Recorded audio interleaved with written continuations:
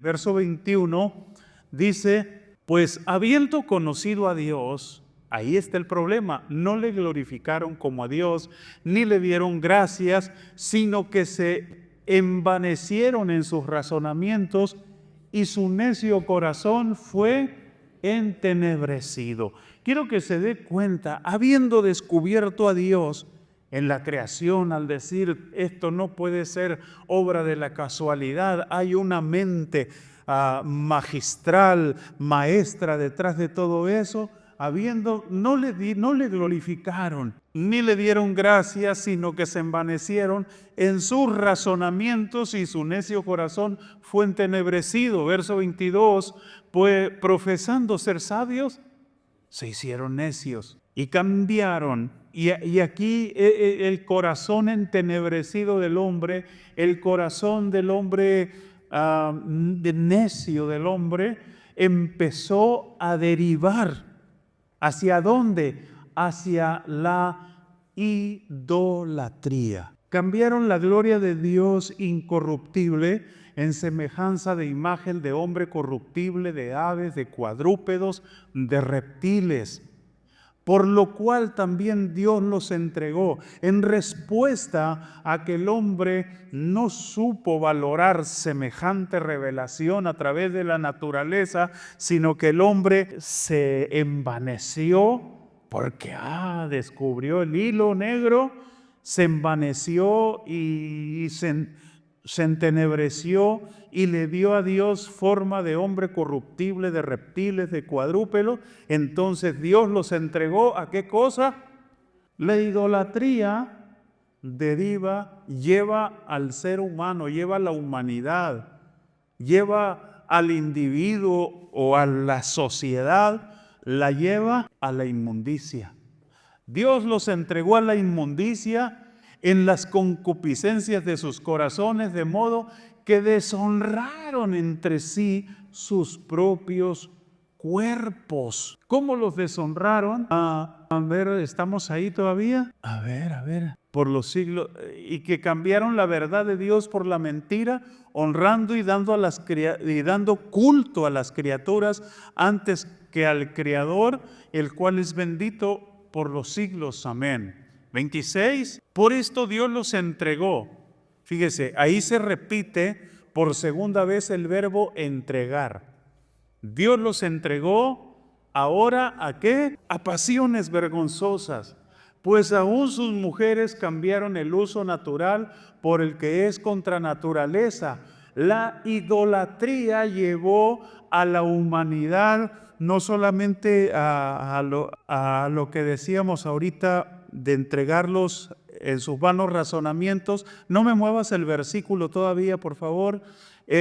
Ahora los está entregando a pasiones vergonzosas, o sea, esto está llevando lo más profundo, los está llevando, la idolatría lleva a la humanidad al homosexualismo, al lesbianismo.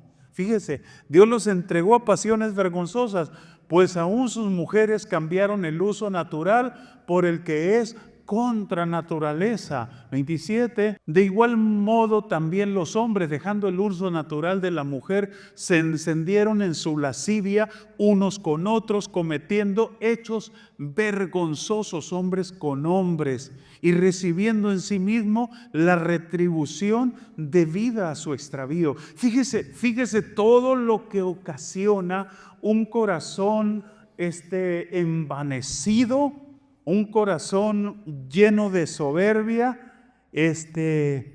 se va, deriva en la idolatría, y la idolatría, fíjate cómo los empieza a envolver en sus tinieblas miserables, en sus terribles tinieblas. 28, y como ellos no aprobaron tener en cuenta a Dios, otra vez ahí se repite por tercera vez el verbo, Dios los entregó, ¿ahora a qué? A una mente reprobada. Una forma, no sé si usted siguió nada más, pero no creo, pero ¿no se han dado cuenta que el mundo está completamente loco? Ayer me encontré con un amigo que viene de Phoenix y le dije, oye, no te encontraste gente allá, mujeres y hombres que se creen caballos, andan vestidos de caballo. Los zapatos son unos zapatos de tacón y todo, pero ¿cómo se dice? Con herraduras y unas crines que se ponen y otros con unos bozales porque se creen perros y los traen alando con una correa. O sea, Dios los entregó a una mente reprobada. Cuidado, amén. Abra bien sus ojos para hacer cosas que no convienen. 29, estando atestados de toda injusticia. Les voy a dar mi versión ahí, estando atestados, estando hasta las manitas, es mi versión. Estando hasta las manitas de toda injusticia, hasta las manitas de fornicación, de perversidad, de avaricia, de maldad, llenos de envidia, homicidios, contiendas, engaños y malignidades más. Murmuradores, detractores, aborrecedores de Dios, injuriosos, soberbios, altivos, inventores de males. Dimensionan, inventores de males, desobedientes a los padres, más necios, desleales, sin afecto natural, implacables, sin misericordia, quienes habiendo entendido el juicio de Dios, que los que practican tales cosas, o sea, todavía entienden el juicio de Dios y saben que los que practican tales cosas son dignos de muerte, no solamente las hacen, sino que también se complacen en los que las practican. Ahí nomás están las consecuencias de la idolatría. Un corazón soberbio que dice, no, Dios, yo me doy cuenta, si yo soy bien inteligente, pero no le glorifican como a Dios, ni le obedecen como a Dios poderoso, glorioso, sabio que es, sino que su necio corazón se entenebrece porque le da honra, hace la imagen de Dios como imagen de hombre corruptible o de aves o de cuadrúpedos, y empieza la situación de tal manera que tú puedes ver, o sea, no es necesario que yo te hable de todo. Mira el mundo cómo está. Y coincide con lo que la palabra del Señor dice, que todo esto es, primero, un corazón necio dado a la idolatría, y la idolatría se los ha llevado hasta donde estamos viendo hoy. Así es como es el asunto. Ahora mira nomás la oscuridad, hermano. Quiero que, por ejemplo, miremos aquí el panteón egipcio. Cuando yo hablo de panteón, usted no piense en un cementerio, en un camposanto, porque eso no es un panteón. Panteón es pantos, todos, teón, dioses.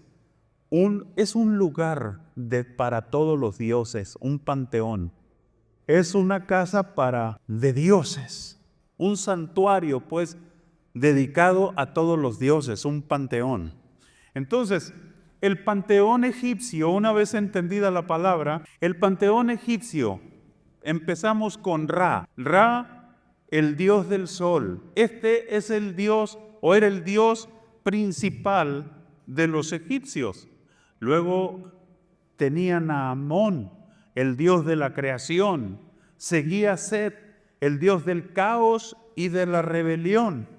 Luego a Isis, la diosa de la magia, de la luna y de la vida. Isis estaba representado en Egipto por el río Nilo, porque era la diosa que, aparte de representar la magia y la luna, representaba la vida. Luego tenemos a Osiris, el dios de los muertos. A este Osiris y Anubis, que era el dios del más allá, era el Osiris era el que tenía la cabeza de chacal, y era al que el barquero tenía que llevar 2 monedas para para que lo pudiera llevar en su barca, ¿no? Y trasladarlo hasta el más allá. Esto es lo que es el panteón de Egipto. Bastet, la diosa protectora; Horus, el dios de la casa, del cielo y de la guerra, cabeza de toro, entre un sinnúmero de dioses egipcios. Toda la adoración y todo el culto que había en Egipto era lo que mantenía a Egipto sumido en tinieblas. Ahorita vamos a abundar más en eso. Las tinieblas tremendas, terribles, palpables, que reinaban en Egipto. Luego tenemos el panteón babilonio. En el panteón babilonio estaba Marduk, el dios principal, el padre de todos los dioses, como en el caso del griego, en el panteón griego, Zeus.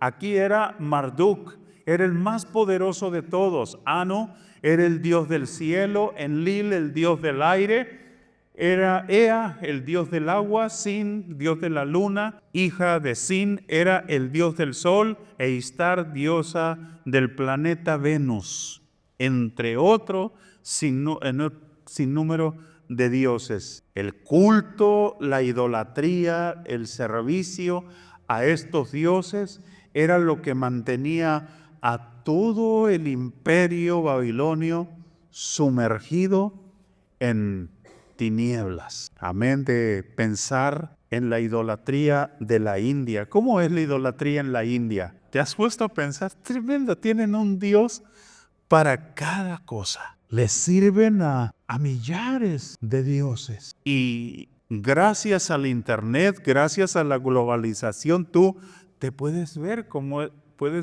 es la vida en la India.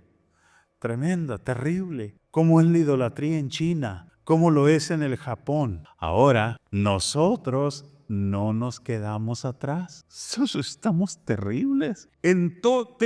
Tenemos, y estoy diciendo tenemos como si todavía no hubiera salido yo de ese mundo, pues de alguna manera quiero en mi mensaje no desconectarme con esa gente que está en ese mundo. Ahorita les explico por qué. Un Dios o un santo para cada cosa. Y recuerdo que mis hermanas, cuando perdían algo, iban y le prendían una veladora a la ánima de las cosas perdidas en el basurero. Usted también, ¿verdad? ¿Usted está riendo? Sí. Teníamos un Dios o un santo para los niños pujones. Y todavía escucho cristianos que el niño está pujón, llévalo con un Juan. Que le pongan una cosita roja, que le amarren un trapito rojo.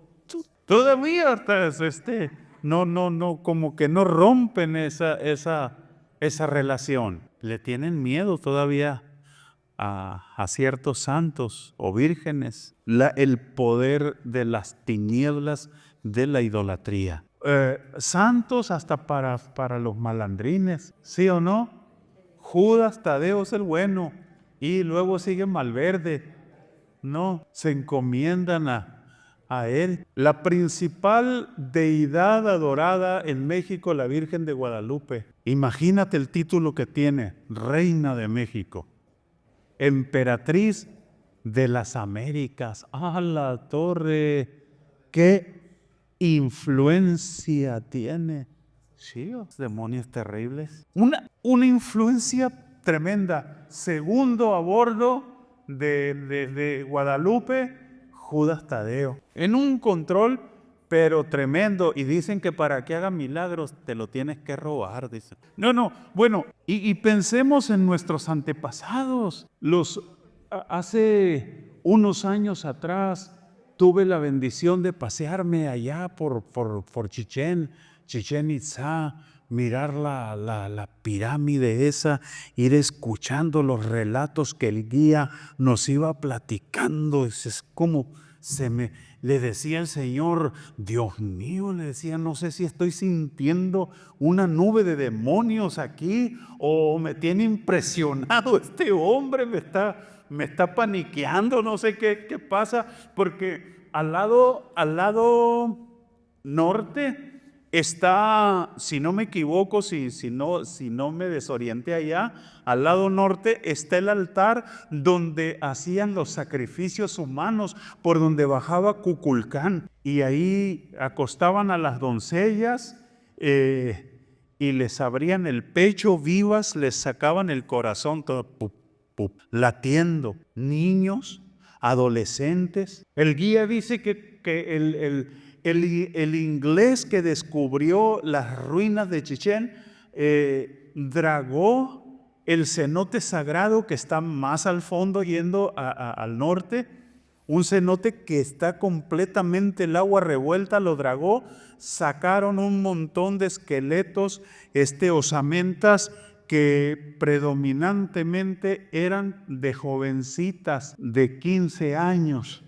Y un montón de ofrendas de oro, ¿no? Se cuajó el hombre ahí, todo eso. Pero cuando estábamos ahí en el altar de los sacrificios humanos, por donde baja según esto, Kukulcán, y algunas manchas ya por el tiempo y todo, decía, esto es sangre de los sacrificios, sangre de Cristo.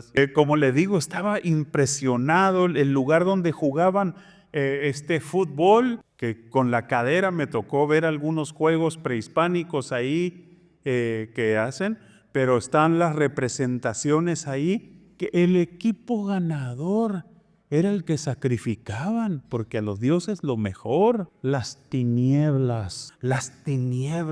Yo quiero, esta mañana mi deseo, mi intención al compartirte es que dimensiones las tinieblas. Tinieblas de aquel tiempo, tinieblas de hoy que no son muy diferentes allá. Mira la violencia que tenemos. Mira el estado espiritual y moral de nuestro pueblo. Sí, está terrible. ¿Y qué es lo que ha ocasionado todo esto?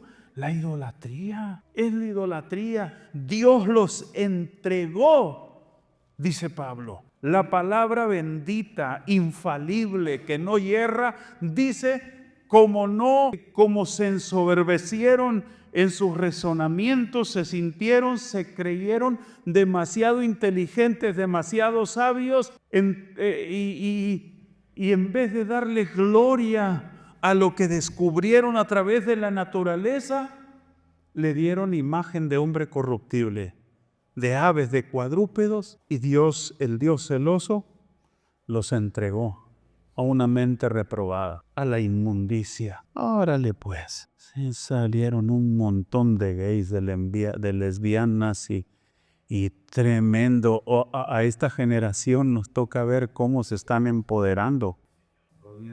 Ahora que ya puedes medio mirar las tinieblas, creo que podemos entender ahora por lo menos 3 ejemplos que te quiero dar por cuestión de tiempo, de la lucha espiritual que se da. Primero, la lucha espiritual que libró Elías en el Monte Carmelo. Elías en el Monte Carmelo, su lucha objetiva, primordial, no era contra las personas. No era contra todos aquellos profetas de Baal que degolló, principalmente era contra Baal y contra Sera, 2 deidades paganas, filisteas, cananeas de aquel tiempo, contra ellos, a demostrarle al pueblo, no son dioses, no hay tal como lo que ustedes dicen, como lo que ustedes creen. El único Dios verdadero es Yahvé de los ejércitos. Es el único, no hay más, señores. Así que si tú crees que es Acera, órale, síguele. Si crees que es Baal, órale, síguele. Pero lo único que te digo, el mensaje es muy claro, vas a ir de mal en peor. Porque con el único que puedes tener victoria, con el único que puedes emerger, es con Yahvé de los ejércitos. Ese era el mensaje que se estaba dando en el Carmelo. Aquellos hombres, conforme a su costumbre, dice la Escritura, tomaban sus cuchillos, se rasgaban el cuerpo, hacían chorrear la sangre, danzaban frenéticamente, pero no había ninguna respuesta. Yo creo que ahora es tiempo en que se levanten los Elías de este tiempo y le clamen al Dios verdadero, que responda con fuego en nuestro tiempo. Amén, aleluya. Pero vamos más para allá. Ahorita llegamos a donde quiero llegar. Cuando Moisés llegó a Egipto, su lucha, su pleito, no era contra los egipcios. Los egipcios, al igual que el pueblo de Israel, eran víctimas de las mentiras y del engaño de sus prácticas idolátricas, y a su vez esclavizaban al pueblo de Dios. Les recomiendo a los que les gusta ver televisión, una serie en Netflix de Moisés. Buenísima está, excelentes narradores, muy profesionales, muy preparados, pero el narrador, historiador, dice algo que me llamó tanto la atención. Dice que cuando llegó la noche de la Pascua, en que se sacrificó el cordero, en que Moisés y todos los israelitas untaron la sangre del cordero en los dinteles de las puertas, y todos se metieron a comer el cordero asado con hierbas amargas y panes sin levadura. Ellos estaban dentro comiendo la Pascua, pero no había gozo, felicidad en sí. ¿Por qué?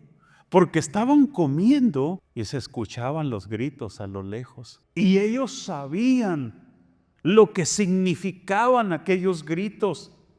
Eran gritos de padres, de madres, de hermanos por primogénitos muertos. Desde el primogénito de Faraón hasta el primogénito del más bajo de sus esclavos, el primogénito de las bestias. Era una mortandad y se oía el grito, y ellos estaban comiendo con un corazón lleno de temor y compungidos. Esto tiene mucho que ver con la forma en que tomamos la cena del Señor. Mucho, el Dios que nos dio oportunidad. De hecho, hoy debíamos haberla celebrado, pero no sé qué sucedió. Y nos lleva sin duda a dejar de dejar de sentirnos personas superiores a los que van caminando allá afuera, perdidos. Mira el borracho cochino cómo va, ¿eh? Ay, Dios, eso le pasa por impío. Algún tiempo yo estuve en esa estación de la vida y he escuchado gente que se engrandece porque yo estoy sobrio y ese pobre anda, ¿cómo lo diría usted? Ese pobre anda balineando. Dios es soberano, dijo Nabucodonosor. Me voy a adelantar un poquito. ¿Y por qué hace esa declaración Nabucodonosor? Porque se sintió así como tú y yo nos hemos sentido porque estamos sobrios. Y aún así le quitó la cordura, y al tiempo mirabas las manadas de burros correr y Nabucodonosor entre ellos. ¿Qué es para Dios traernos así? Por actuar con soberbia. Cada acto de Moisés en las plagas, en las 10 plagas, fue un golpe a los dioses egipcios.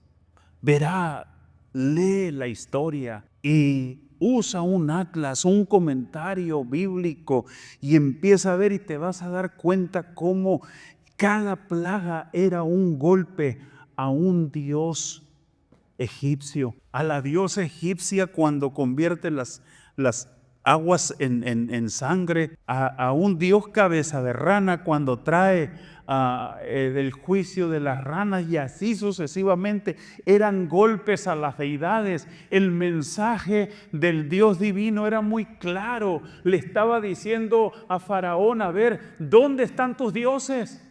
¿Dónde están tus dioses? Yahweh le estaba diciendo a Faraón: ¿dónde están tus dioses? ¿Dónde están? Después de la plaga de piojos, Faraón tenía que ir corriendo con Moisés y le decía: ora a tu Dios que nos quite esta plaga. El mensaje era muy claro: tus dioses no sirven, tus ídolos no sirven, no funcionan, no son operativos, son completamente irrelevantes. El único que funciona, el único que es operativo, el único que es relevante es Yahvé de los ejércitos. Es el único, es el único, es el único. Lo mismo sucede en Babilonia. Ya lo he dicho, pero lo volveré a decir. Dios amaba a los babilonios. Dios amaba a Nabucodonosor. Mira, aun cuando la mentalidad de Nabucodonosor no estaba alineada con Dios, para nada. Porque ¿sabes qué? Marduk era el dios principal, el todopoderoso de los babilonios. Y cuando Nabucodonosor llegó a Jerusalén y derribó los muros, y derribó el altar, y derribó el templo, y tomó los utensilios del templo y se los llevó a las casas de sus dioses, ¿sabes qué pensaba Nabucodonosor? ¿Puedes entender la mentalidad de Nabucodonosor? Yahvé es débil, Marduk es poderoso. ¿Cómo te suena, verdad? Que como que pega en la llaga. ¿Para qué sirve Yahvé? Marduk es el bueno. Contextualízalo nomás. ¿Para qué sirve tu Jesús? La guadalupana, la buena. Es la mente, es la mentalidad. Cuando pasan sonándote los tambores y te hacen finta los chapayecas y todo eso, es el mensaje que te dan. Tu Dios no sirve. El mío es el bueno. Que se quedaron.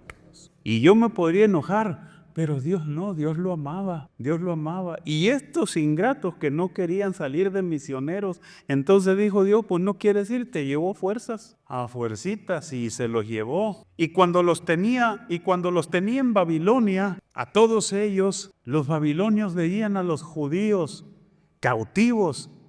Y la mente del babilonio, ¿cuál era? La misma que es de su rey. Qué poderoso es Istar.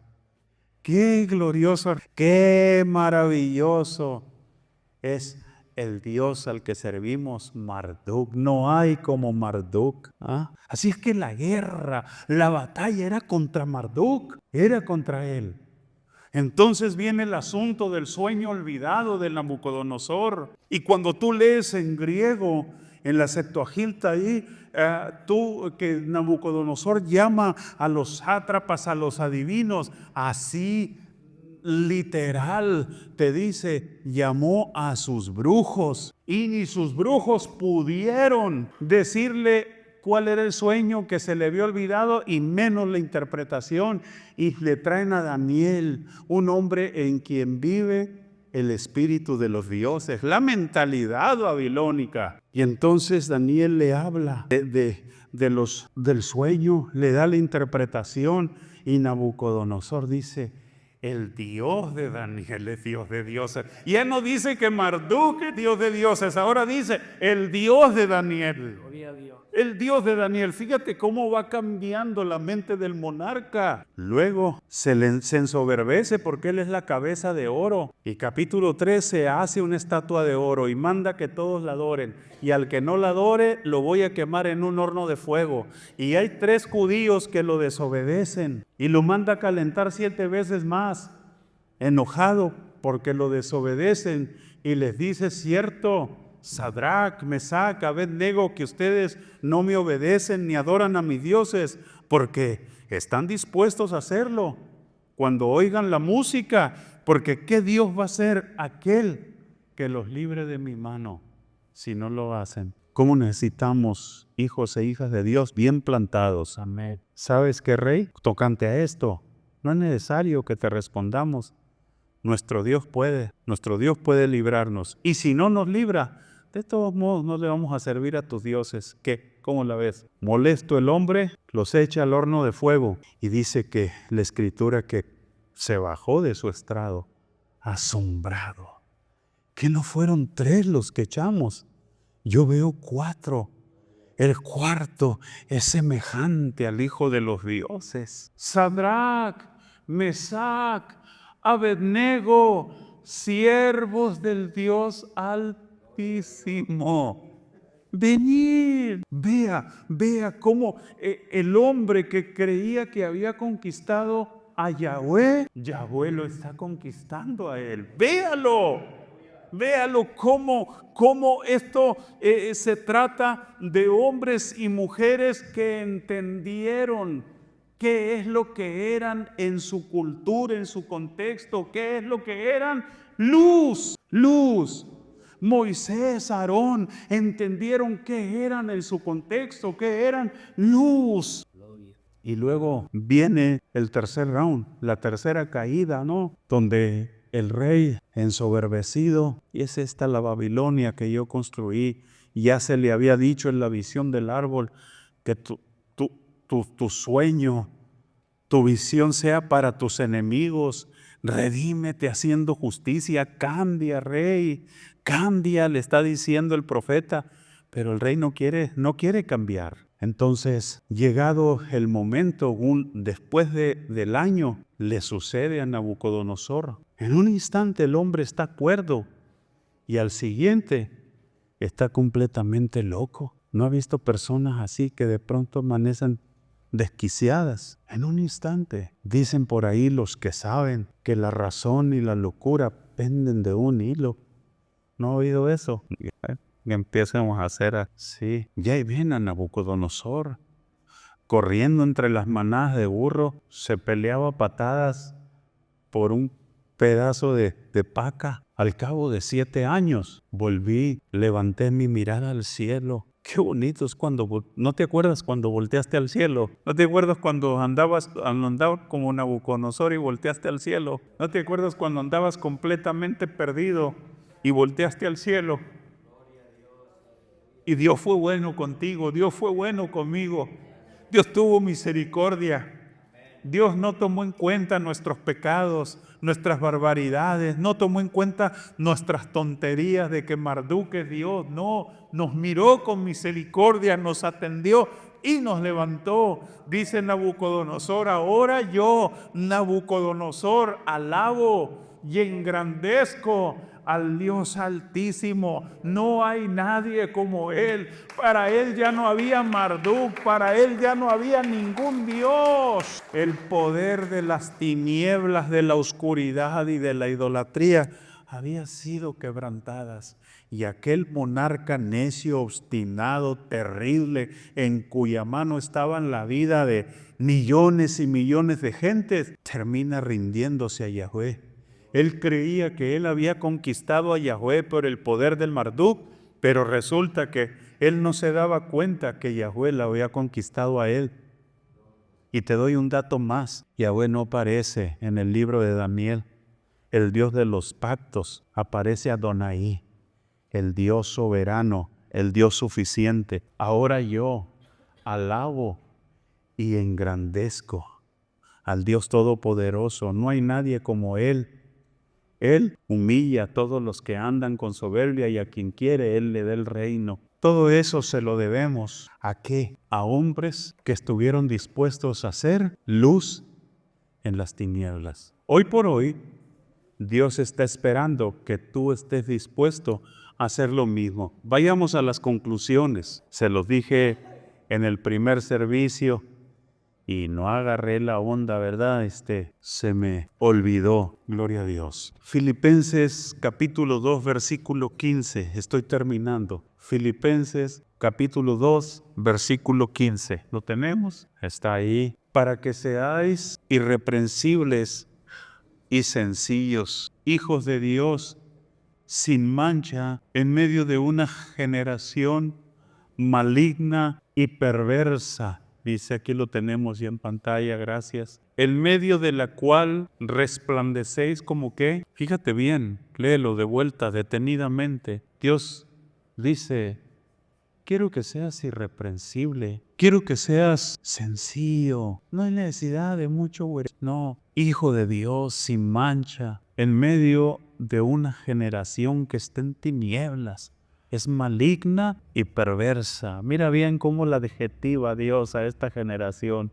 Maligna y perversa. En medio de ella resplandeces como luminares en el mundo. O sea, Eres un faro, eres un faro. Yo te he puesto como luz en medio de las tinieblas. Nos dijo Nico Duarte una ocasión que una maestra le dijo, por favor, ore por mí para que me cambien, que me den otro lugar o me den cambio a otra iglesia, a otra escuela, porque el director es brujo y la maestra de tercero es una adúltera. Desde empezó y dijo que le dijo, voy a orar, pero para que te encadene Dios en esa escuela. Para que ahí, porque ahí hay tinieblas y Dios te puso para que seas luz para ese pobre brujo, para esa pobre mujer, para que ilumines. Gloria a Dios. Yo no sé qué tenemos, que le tenemos tanto miedo a los brujos. Vamos por la calle y viene el brujo. Ay, no, Dios mío, viene sangre de Cristo, ahí viene el brujo. Que venga. Dios es el mismo de ayer, de hoy y por los siglos de los siglos. Él es poderoso, Él vencedor. Él todavía sigue ganando batallas. Un último texto y nos vamos. Gloria a Dios para siempre. Amén. Primera de Pedro 2:9. Primera de Pedro 2:9. Este es el texto del estribo. ¿Sí? Son. Ustedes son. No son como, no son parecidos a. Son. ¿Cuántos creen eso? Yo soy linaje escogido. Soy real sacerdocio. Soy nación santa. Soy pueblo adquirido por Dios para anunciar las virtudes de aquel que los llamó. ¿De dónde los llamó? A su luz. ¿Cómo nos trataban esas tinieblas? ¿Cómo andábamos en esas tinieblas? ¿Cómo me gusta escuchar a esta mujer? Hasta me dan ganas de ponerte a hablar. Luca viene encristalada en una bicicleta y gritándole, ¿qué onda? Soy tu hija, un paro, pues. Si yo hubiera estado ahí en ese momento, vieja loca. Yo la quiero mucho y sabe que la respeto y le tengo un montón de confianza y por eso me atrevo. La va a andar oyendo Dios. Pues Dios la oyó. Dios vio. Ajá, Dios le escuchó. Y llegando a donde iba en la bicicleta, andaba este viejón evangelizando. Y le dijo, vente, mijita, para acá. Y se la ganó para Cristo y luego se la ganó para Él. ¡Qué bueno es Dios! ¡Qué bueno es Dios! Nos secó de las tinieblas a su luz admirable. Ahora, ¿cuántos se cruzan en tu camino diariamente? Porque hay muchos que están en la oscuridad y necesitan ver la luz guía, necesitan ver la luz que les alumbre, necesitan ver la luz que les guíe. Y esta mañana Dios te está diciendo, tú eres linaje escogido, tú eres real sacerdocio. Tú eres nación santa, tú eres mi hijo, yo te escogí para que seas luz, para que seas luz. Gracias, gracias. Si ya te desalentaste por hablarle a ese alcohólico que parece que no te hace caso, esta mañana el Espíritu Santo te trajo para decirte, síguele hablando. Síguele hablando. Si ya te desalentaste, ya te desanimaste, ya hasta te enojaste y te molestaste de estarle hablando a tu tío necio, a tu tía necia, a tu papá necio, síguele hablando, sigue observando conducta cristiana, amorosa con él. Sigue siendo una carta abierta para él. La única Biblia que lee esa persona eres tú. Tú eres una epístola abierta para Él. No cierres tus páginas, no cierres nada. Sigue, mantente, porque eres luz, eres luz. Dios, yo te pido que los tomes en tus manos. Te pido que los acompañes a donde iluminan tus hijos, Señor. Y te pido que testifiques con ellos con milagros. Testifica con ellos con intervenciones sobrenaturales. Glorifícate poderosamente en sus vidas. Te lo pido en el nombre de Jesús. Los bendigo, Señor, en su salida, en su entrada, en su sentarse, en su levantarse, en su caminar, en su reposo, en sus compartimientos, en sus tiempos de oración. benditos sean en su casa, benditos sean en el camino, benditos sean en el trabajo, guardados en el hueco de tu mano, en el nombre de Jesús. Amén. Amén. Dios les bendiga, Dios les guarde, que tengan una semana donde el Señor Jesús se glorifique en sus vidas. Amén. Y que el reino de las tinieblas caiga. Bendiciones a todos.